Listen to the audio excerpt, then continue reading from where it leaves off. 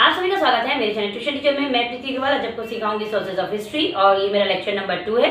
तो हमेशा की तरह पहले मैं इसे रीड करती हूँ, फिर मैं आपको इसे एक्सप्लेन करती हूँ। Written sources, we learn about significant historical events in the medieval period from sources like the writing styles or scripts like Devanagari, Arabic, Persian, Modi etcetera. ठीक है, तो राइटिंग केस में कौन कौन सी लैंग्वेज, अभी आपने को ये तो पता ही होगा। देवनागरी, अगर आप कंप्यूटर वगैरह चलाते हो, व्हाट्सएप वगैरह करते हो, जब हिंदी लिखते हो तो क्या आता है, देवनागरी आता है। ठीक है, Arabic, Persian, Modi etcetera as also from the varieties of different languages. ठीक है, यहाँ पे भुजपत्रास यानी कोई भुजपत्र बोल सकते हो आप, भोजपत्र बोल सकते हो, religious manuscripts, treatises, edits, decrees, biographies, paintings, etc. We can gather information about the food items, attire, conventions and the rules of conduct of the people, festivals and about the people's life, etc. from these sources. Sources of this types are called written sources of history. अब देखो मैंने इतनी सारी चीजें इसमें पढ़ी, languages को मैंने आपको बता दी। ठीक है, तो इसमें से आपको क्या समझ में आई है, बायोग्राफी जिसके बारे में लिखा रहता है, पेंटिंग से 2-3 चीजें आई और बाकी के आपको उतना मीनिंग्स उसके नहीं मालूम होंगे, वो मैं आपको एक्सप्लेन कर देती हूँ। रिटन सोर्सेज में क्या है ना कि जो चीजें लिख के है ना आपको कहीं दिख रही हैं तो उसको बोलेंगे रिटन सोर्सेज। तो इसमें रिटन सोर्सेज में पहले केस में क्या क्या था वो मैं आपको बताती हूँ।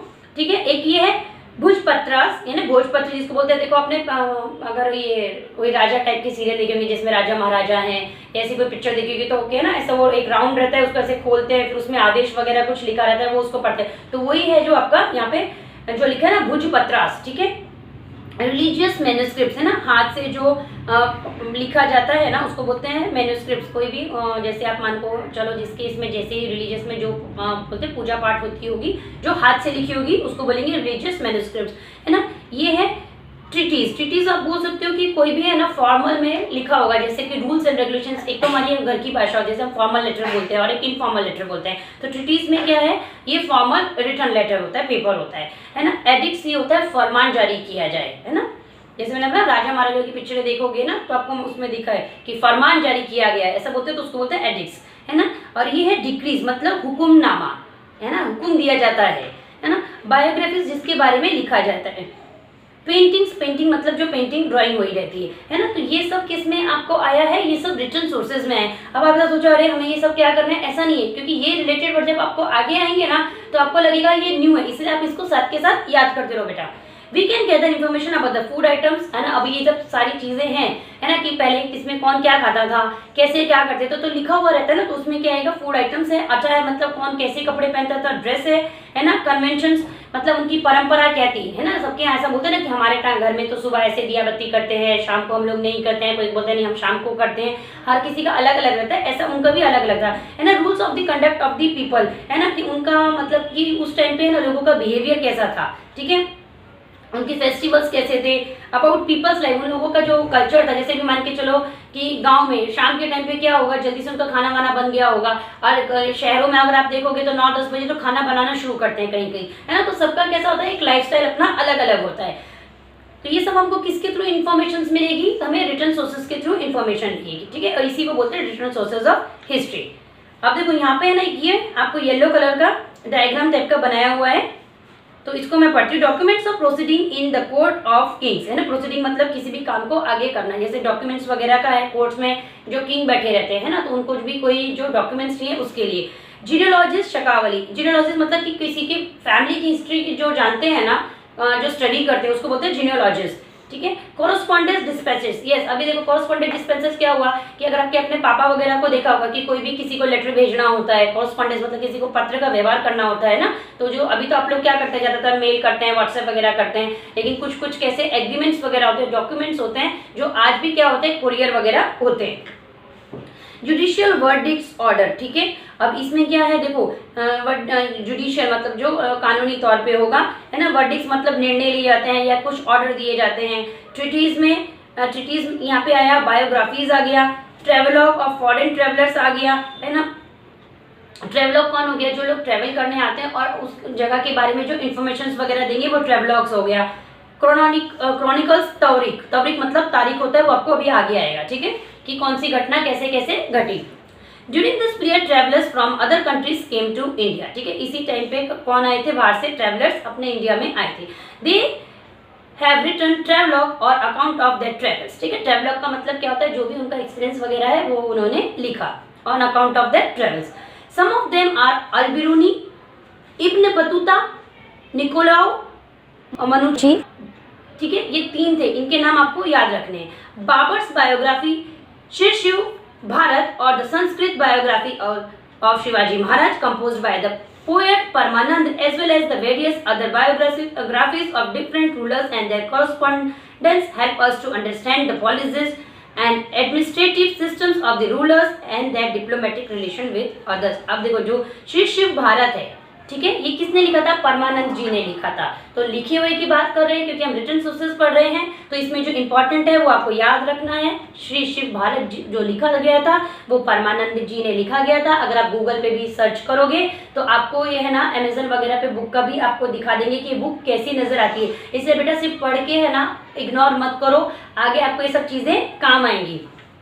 और ये जो ट्रैवलर्स हैं, अल-बिरूनी, इब्न बतूता, निकोलाओ और मनुची, है ना, इनके 3 ही नाम याद करने। थोड़ी स्पेलिंग बोलने में हल्का लगेगा, लेकिन आप जब बाहर के कोई ट्रेवलर्स का है ना बोलोगे ना, एक भी अच्छे से बोलोगे ना, तो भी मुझे लगेगा कि चलो मैं वीडियो बना रही हूँ ना, आपके काम आ रहा है। नहीं तो आधा टाइम के सिर्फ याद करना है, लिख के आना है, पास हो गया, वो गलती नहीं करना बेटा।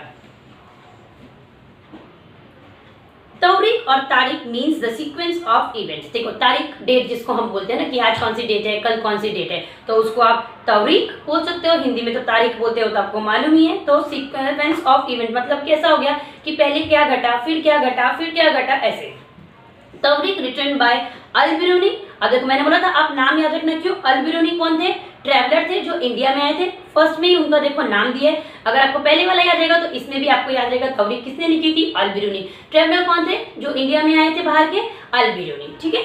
Ziauddin Barani, Maulana Ahmad, Yahya bin Ahmad, Mirza Haidar, Bhimsen Saxena etcetera are available. जो इन्होंने जो लिखी थी ये तारीख, तो ये इन सब लोगों ने लिखी थी। तो अल-बिरूनी तो ऊपर भी है, इधर भी है, नाम याद रखना।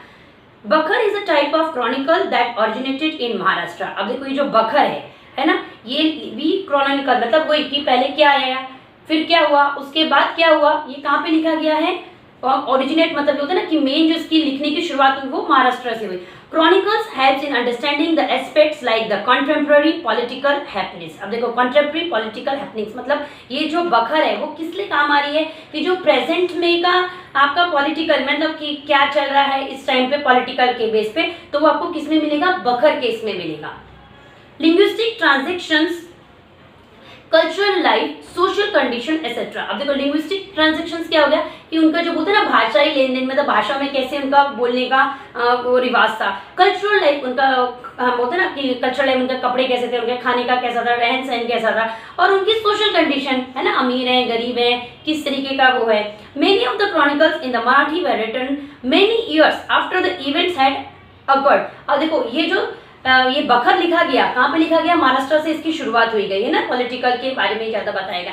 लेकिन इसको है ना बहुत सालों बाद लिखा गया, जब हो पहले गया था लेकिन लिखा बहुत सालों बाद गया, इंस्टेंट नहीं लिखा। As a result they are seen to rely on hearsays, है ना। तो ये कैसा होता है ना कि जो लिखा गया बहुत सालों बाद, वो कैसे तब तक किसको क्या याद रहेगा। तो जैसे होता है ना कि हम अपने बोलते हैं ना कि अगर हमें कोई चीज़ नहीं पता तो हम अपने जो हमारे घर में बड़े होते हैं, हमारी तो मेरी अगर बोलोगे तो सास हो गई, हमारी जेठानी हो गई, या हमारी नंद हो गई, आपके बच्चों के लेवल में बोले तो पापा के पापा जो दादाजी हो गए, कुछ ऐसी चीज़ें होती है ना, आपके घर वाले भी उनसे पूछते हैं कि ये चीज़ कैसे होगी। ऐसी जो ये बखर है ना, तो जो ये हियर से मतलब लोगों के सुन के कि उस टाइम पे क्या हुआ था, क्या नहीं हुआ था, ऐसा तब उन्होंने लिखा, जो वो लिख रहे थे।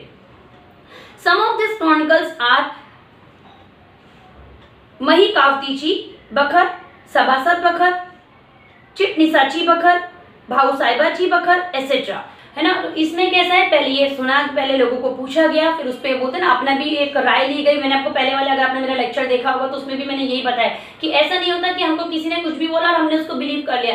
पहले सब तरफ से उसको इंक्वायरी की जाती है, जब अपना मन सेटिस्फाइड है और अपनी भी बुद्धि जलाने जो ये काम करते होंगे, उसके बाद उन्होंने ये बखर लिखी। ठीक है, और ये भी आप गूगल पे सर्च करेंगे ना तो इनका भी आपको है ना वो बुक का दिख जाएगा कैसा है ये बखर का। The work of contemporary western historians like Robert Orme, MC Sprengel and Grant Duff are also important. ठीक है, इसमें कंटेम्प्रेरी वेस्टर्न हिस्टोरियंस में आपको नाम याद रखने हैं, रॉबर्ट आर्म, MC स्पेंजल और ग्रैंट डफ। ठीक है, तो अगर वीडियो अच्छा लगा हो तो वीडियो को लाइक, शेयर और चैनल को सब्सक्राइब करिए, क्योंकि जो बाकी का है वो मैं नेक्स्ट लेक्चर में बनाऊंगी। अगर फेसबुक पे देख रहे हैं तो पेज को फॉलो करिए। Thank you.